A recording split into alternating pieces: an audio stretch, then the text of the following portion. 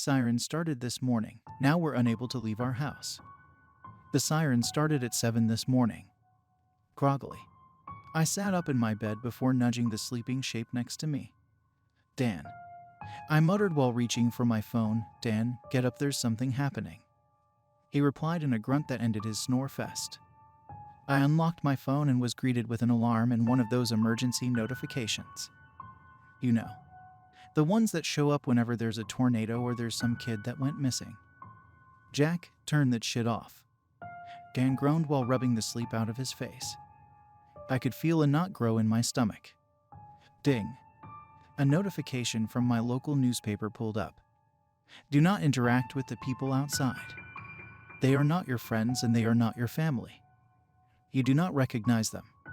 Stay in a safe space away from vulnerable areas, such as places with windows or doors.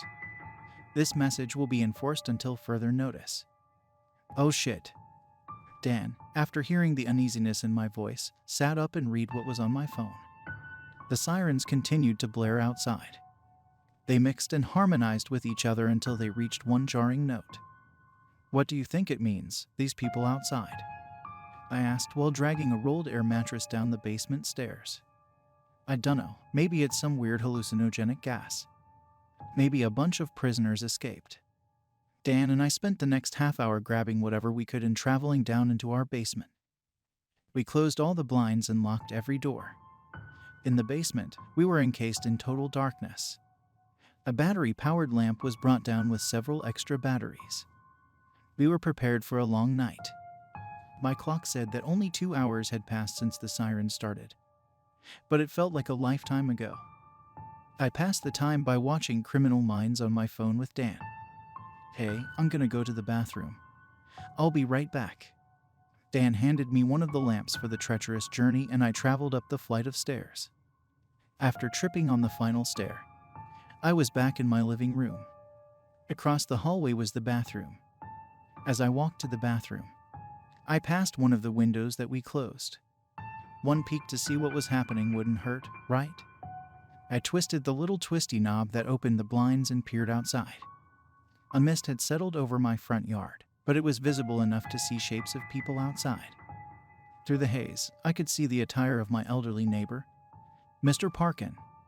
He dazedly walked down the street, shuffling his feet with each step. He was wearing a white button-down shirt with gray slacks. Atop his head was a bowler hat.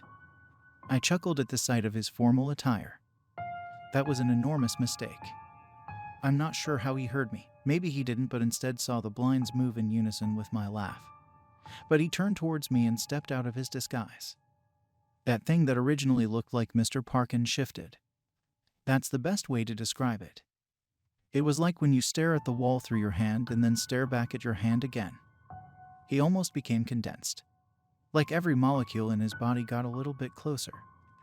With this change, I could see that his clothes were tattered and covered with strange dark stains that were slowly spreading. Those parts were bad, but his face was worse. In horror, my eyes traveled up to his face, where I was greeted with a ball of gore and clumps of hair. There was nothing recognizable about the old man who had lived next to me for the last decade. Through the grotesque lump, I could see one eye and a few teeth. Bits of brain matter oozed out of where the ears used to be. The thing lurched towards my window. In a flurry of tangled string and hushed curses, I managed to get the blinds closed again. I raced back to the basement stairs, no longer caring about the pee which begged to be released. Once in the basement, I was greeted by my worried boyfriend.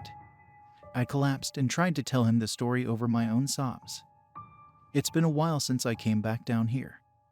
I've been hurriedly typing this on my computer as a goodbye letter to everyone. I've heard scratches and thumps from outside, but I don't think they're able to get in the house. If they do, then goodbye everyone. I love you, Mom. Dan sends his love to everyone, too. I'll try to update if we can get out of here.